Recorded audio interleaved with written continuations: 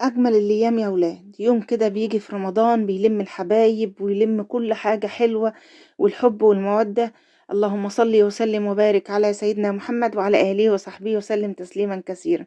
كل سنة وانتم بألف خير حبايبي الحلوين. يوم جميل هتاخدي منه أفكار حلوة قوي. أول حاجة كده نصلي على الحبيب المصطفى ونسمي الله كده، كل سنة وانتم بألف خير يا رب. يا رب تكونوا بخير. أول حاجة بقى حبايبنا، عملنا في العزومة دي إيه يا نجلاء؟ عملنا فيها جلاش بالجبنة، عملنا فيها كباب حلة، وكباب الحلة بتاعي يعني مش عايزة أشكر في نفسي، طعم وجميل كده بيطلع. بصي كباب الحلة على أصوله. أول حاجة كباب الحلة، جبت معلقتين كبار اتنين من السمنة، لأن اللحمة عندي 2 كيلو. تمام، معلقتين كبار مليانين كده سخنتهم ونزلت عليهم بقطع اللحمة. اللحمة دي كباب الحلة بيبقى له لحمة مخصوص كده، بتبقى عرق عندك فيليتو مثلا ممكن تقطعيه، او تجيبي لحمة بتبقى عندك مكعبات كده بتبقى ناعمة شوية، فبتبقى حلوة قوي الكباب الحلة. قطع ما بيبقاش فيها دهون ولا ملبسة ولا كلام من ده، بتبقى حمرا. قطعت اللحمة مكعبات زي ما حضراتكم شايفين كده، وحطيتها معايا في السمنة تاخد صدمة. زيت يا نجلاء ولا سمنة؟ لا سمنة. تمام، عايزه تحطي سمنه على زيت براحتك خالص. حطيت بقى اللحمه بتاعي بقى تتشوح زي ما انت شايفه كده، عايزاها تاخد صدمه بحيث ان هي تحتفظ بالعصاره بتاعتها وفي نفس الوقت تبقى طريه معايا. حطيت معاها ايه؟ هحط معاها شويه فلفل اسمر، والفلفل الاسود بتاعي ده ببقى طحنه معايا حبهان ورق لورا. يعني التمن كيلو ببقى حاطه عليه بتاع 4 5 فصوص حبهان، على بتاع 10 ورقات من ورق اللورا كده، محمصاهم مع بعض وطحناهم. ده هو الفلفل الاسود بتاعي. احط بقى على ال2 كيلو لحمة 2 كيلو بصل. كل كيلو بياخد معاكي كيلو. كيلو اللحمة بياخد كيلو بصل، نص كيلو لحمة ياخد نص كيلو بصل. البصل هيبقى كتير؟ لا مش هيبقى كتير، كان مظبوط جدا وكان حلو جدا معايا. حطيت بقى ايه؟ راس توم كاملة، او معلقتين توم مليانين مفروم، يا راس توم كاملة يا معلقتين توم مفروم. وقلبي بقى الكلام ده كله مع بعضه، وتهدي بقى ايه ساعة ما يدي بقى غلوان معاكي بتهدي عليه النار. هي حلاوتها وطعمتها ان هي تتعمل على نار هادية خالص شمعة. طيب هتستوي ازاي بقى يا نجلاء من غير ما تحط لها ميه؟ البصل هينزل ميه. تمام، البصل ساعه ما ينزل ميه هي هتستوي في الميه بتاعه البصل دي. مش هتحط لها طماطم، لا مش هتحط لها بطاطس، لا.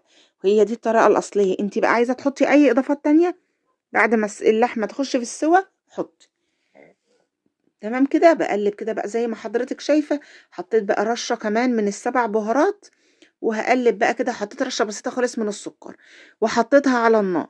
هروح بقى اعمل معاكي اجمل واطعم تتبيله فراخ. ركزي بقى كده وفتحي عينيكي و...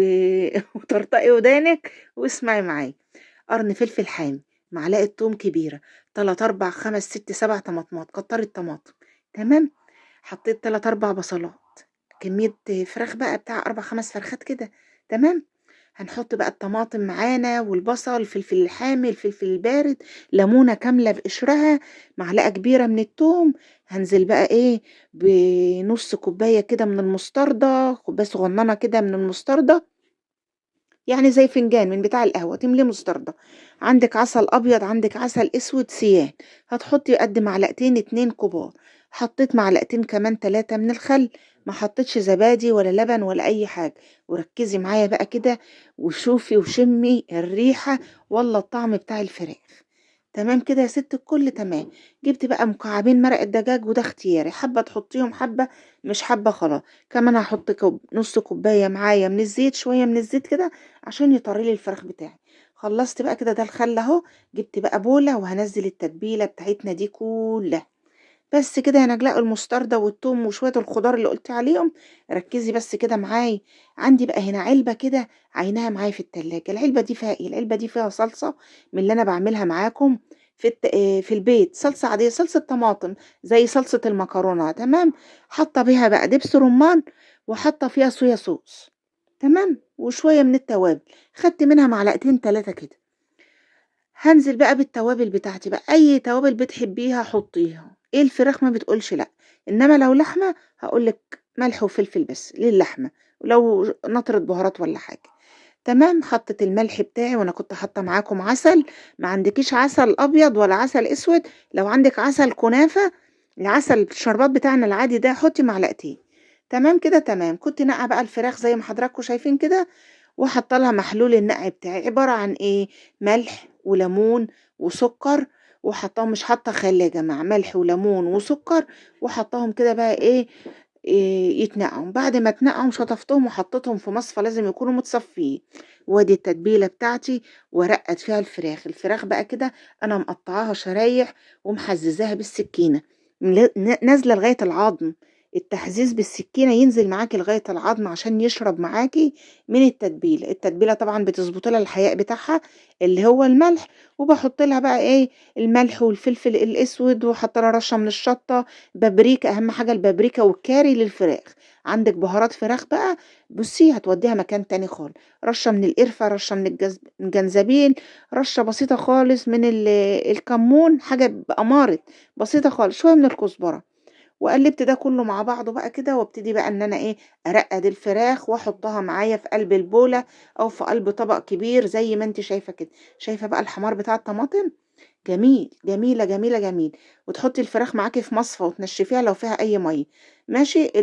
الصدر بقى بقطعه نصين لما بيكون كبير، والنص التاني اللي بيبقى الصدر من تحت اللي هي الحتة اللي الناشفة دي اللي بيبقى فيها لوزة من جوه، بفتحها نصين بتبقى كبيرة قوي. ما شاء الله الصدر يعني ايه. طب نص الصدر بيطلع منابين كبار. بس حززي بالسكينة وافتحي كده المناب بتاعك عشان التتبيلة تدخل معاكي، وفي نفس الوقت بتبقى معاكي المناب كبير وبيتطعم معاكي. تمام. اي حاجة بقى مش متحززة او مش مقطوعة ببتدي ان انا افتحها زي ما انا ايه مورية.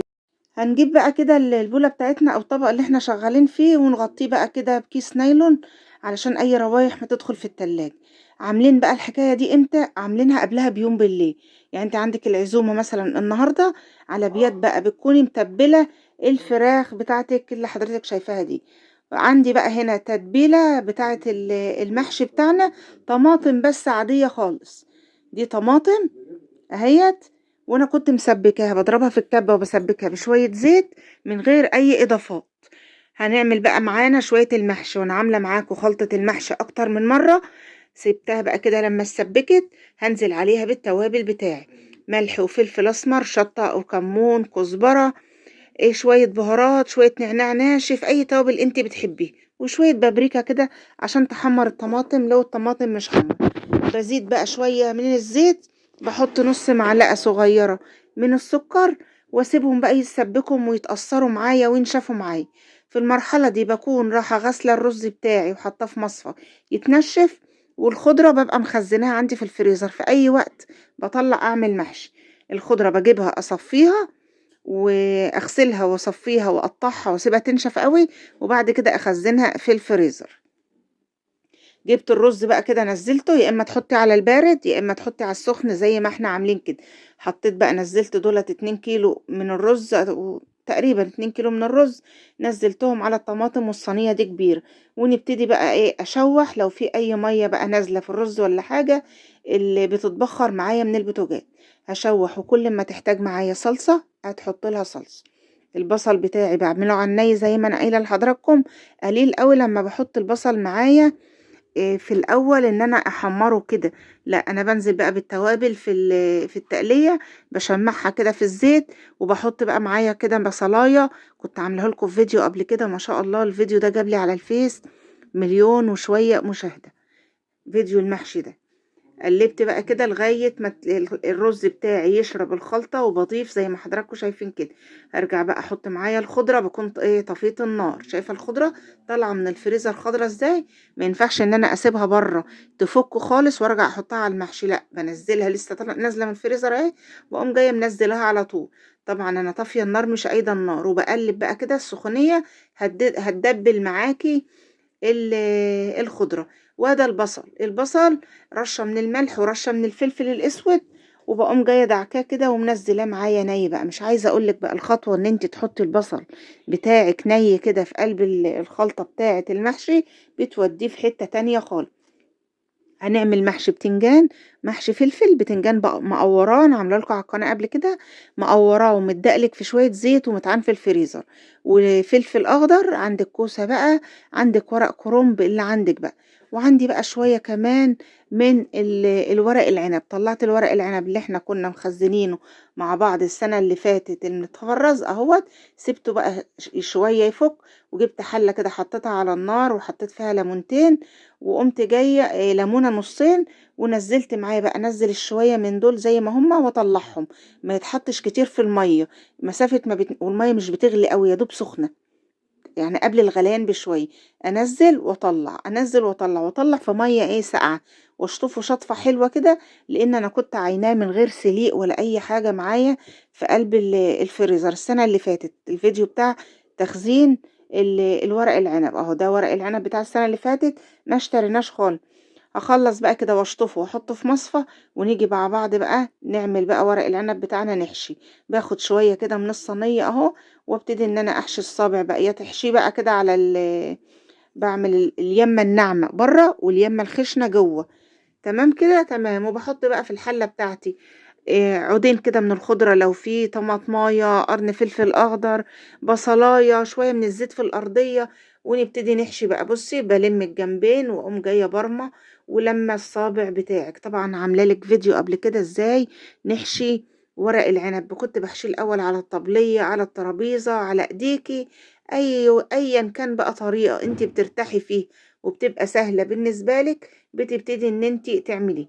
خلص الكرنب بتاعي المحشي بتاعي ده كله، شايفه الصابع جميل ازاي، اخلصه كله واحطه. برضه انا بعمل من بالليل المحشي، يعني احنا دلوقتي بالليل، هخلص حلتين المحشي واحطهم عندي في التلاجة على الرف، واروح بقى اشوف كباب الحله. برضه عامله كباب الحله من بالليل، يعني انت لو عندك عزومه من بالليل بقى كده، بعد ما تخلصي صلاه التراويح بتاعك، تبتدي ان انت تجهزي الحاجات اللي ينفع ان انت تجهزيه. اللحمه بقى كده خلاص دخلت في التسويه، والمحشي بتاعي اتعمل، وهروح بقى اعمل صينيه كنافه.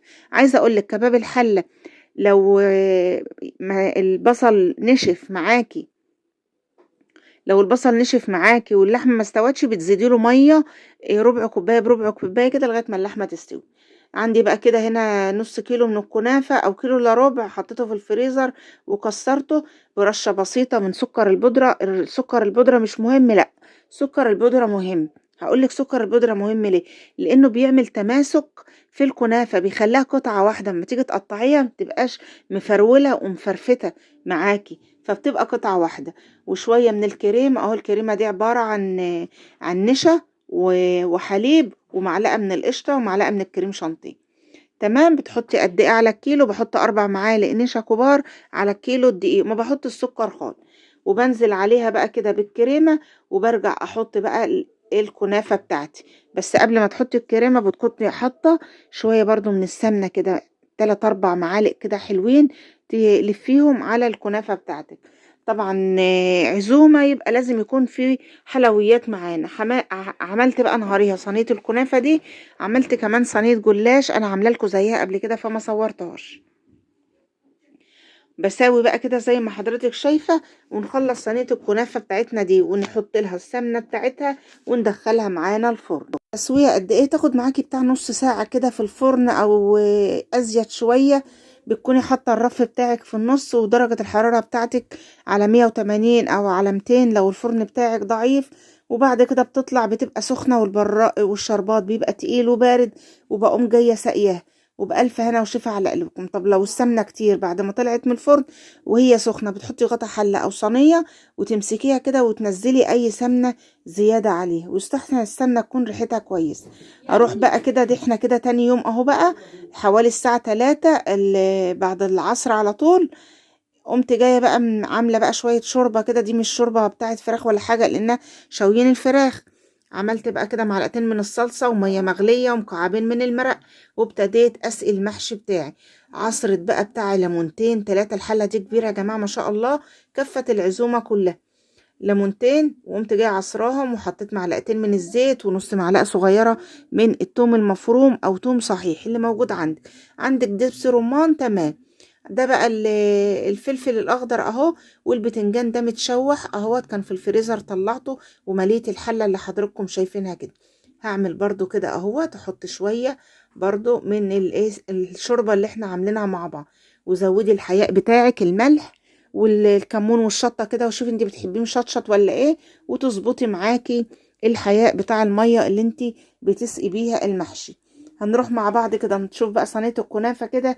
لقيتها ما شاء الله طلعت زي الفل، قمت جاية قلباها اهو، قلبتها وسقيتها الشربات، وبألف هنا وشفا يا رب. كمان دي صينية جلاش. عاملة بقى رز بشعرية عيناه اهوت. كمان الفراخ دخلتها الفرن، ما وريتها لكمش، بس الفراخ حطيتها في صينيه ودخلتها الفرن ومغطياها بورق فويل. لما استوت قمت جايه شايله الفويل وشغلت لها الشوايه لما احمرت. وده رز بشعريه اهو بعمله بورق اللورا والفلفل الاسود. كمان سويت حلتين المحشي. عامله صينيه مكرونه بشاميل، انا عامله لكم المكرونه البشاميل اكتر من مره قبل كده، ما رضيتش اطول عليكم. عاملين صينيه جلاش بالجبنه. وكمان بقى الوحش بتاع العزومات بتاعتنا في رمضان، مش عايزه اقول لكم، اجمل ملوخيه في الدنيا. معلقه كبيره من الثوم، معلقتين كبار من السمنه، شويه من الكزبره الناشفه. وده الملوخيه بقى حطيتها في الشوربه دي، كانت شوربه بط عندي، طلعتها وحطيت لها كيسين اتنين من الملوخيه المتفرزه اهوت، وانزل عليهم بالطشه بقى كده. اللهم بارك، شايفه لونها؟ رشه بسيطه خالص من الكربوناتو، نص معلقه صغيره من السكر، بتودي الملوخيه في حته تانية خالص. ونروح بقى نغرف كده، وبألف هنا وشفا على قلوبكم. ادعوا لي ربنا يوسع عليا عشان اصور لكم لما اجي اغرف كده. دي بنتي بتقلب معايا اهو. كباب الحله بنسخنه، بسم الله ما شاء الله، زي الفل، طعمه وريحه وريحته جايبه لاخر المكان. وده الجلاش بنقطع منه عشان نغرف في قلب منه الحشوه بتاعه البيتزا. النهارده الفيديو يكون عجبكم، لايك وشير للفيديو واشتراك للقناه. دمتم بألف خير، وكل سنه وانتم بألف خير.